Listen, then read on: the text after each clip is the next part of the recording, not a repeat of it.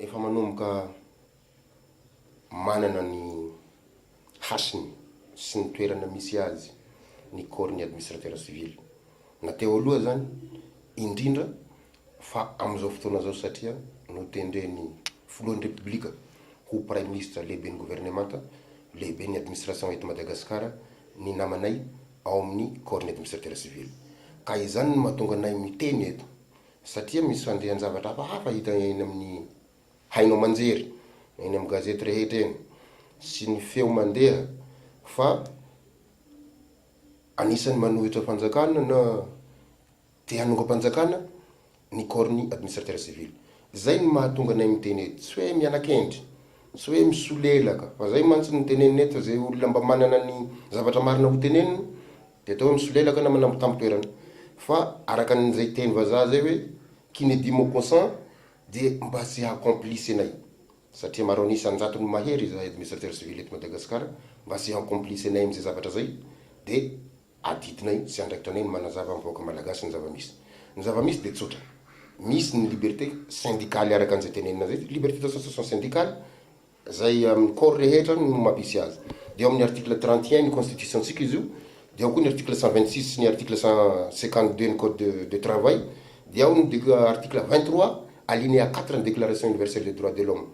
Zay mametraka ny liberté syndicale io. Ao koa ny droit de grève, article 33 ny constitution, article 228 hatramin'ny 231 ny code de travail, ary article 20 ny déclaration universelle des droits de l'homme, zay miteny mazava tsara hoe afaka atao ny manao réunion pacifique. Fa ny zava-misy de mahasadaikitra anay anatin'ny corps sady membre ny syndicat ny administrateur civil fa misy namana miteny amin'ny fiteny tsy fantatra. Satria zahay io na manangana ny syndicat zay de misy ny antsoina hoe déontologie, misy zavatra fepetra rahina zay vao miteny. Ka misy namana mampiasa ny corps ny administrateur civil hanimbazimbana olona, hanalana baraka olona, hanongana panjakana, hatao fitaovana politika, mety hitadiavana seza na hitadiavam-bola sy ny sisa ary mety hanimbana ny Madagasikara malalatsika ty. De zay no mampiteny anay eto satria tsy vitan'ny vavabe le izy faraka ny teneniko teo, de misy fepetra rahina anatin'ny syndicat. Ka eto zahay de miteny mazava tsara fa ny président ny syndicat nay Andriamato Thierry Rakotonarivo de lasa vice-président senita ary tsy afaka mitanila am'zany asany zany ary tsy afaka handray tsony ny maha-président syndicat satria rafitra mahaleo tena ny senita. Zay hikarakara ny fifidianana zay fandimby eo. Ka gaga izahay fa misy olona mitonona ho miteny amin'ny anaranay any anatin'ny hafa syndicale. Eto de tsorona fa sy représenté, tsy manana solotena any amin'ny hafa syndicale ny corps ny administrateur civil satria tsisy olona nanome mandat an'izany olona zany. Ary ny manahirana raha tsy namana le olona de mety ho ny ratsy hevitra ihany zay hoe misy ny antsoina hoe usurpation des titres anatin'ny code pénal, ary mazava tsara io article io amin'ny anatin'ny code pénal ary mampigatra izy io.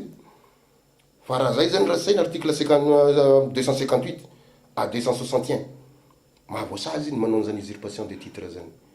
Ka raha mbola mitohy ny zavatra ataony olona eo, raha mbola hanimbazimba olona amin'ny anaran'ny corps ny administrateur civil, indrindra amin'ny anaran'ny syndicat nay hitondrany azy, de hametraka fitoriana ary averiko hametraka fitoriana any amin'ny fitsarana mahefa eto amin'ny tany sy ny fanjakana izahay administrateur civil. Satria ny olona manandratra ny corps nay zay manendry ny namanay ho prime ministre lehibe ny gouvernemanta, ny sasany mamalakira araka ny teneniko miteny tsy fantatra, de hanimba ny maha-corps d'élite ny corps ny administrateur civil. Misy zavatra tsoriko eto, mbola tsisy administrateur civil nanda fa fiaraha-miasa satria izay ny adidy ijoro anay eto amin'ny tany sy ny fanjakana dia hanampy zay fanjakana misy eo, force de proposition, force de solution fa sy force de destruction na force hanaovana coup d'état. Ka eto zay de averiko farany fa raha mbola mitohy ny fitondrana ny anaran'ny administrateur civil amin'ny tombotsoan'olo tokana, indrindrandrindra fa usurpateur ny manao an'izany, de hametraka fitoriana amin'ny fitsarana mahefa eto Madagasikara izahay administrateur civil zay mahatsiaro tena ho menatra amin'ny zavatra ataon'ny sasany satria misy miteny amin'ny teny tsy fantatra.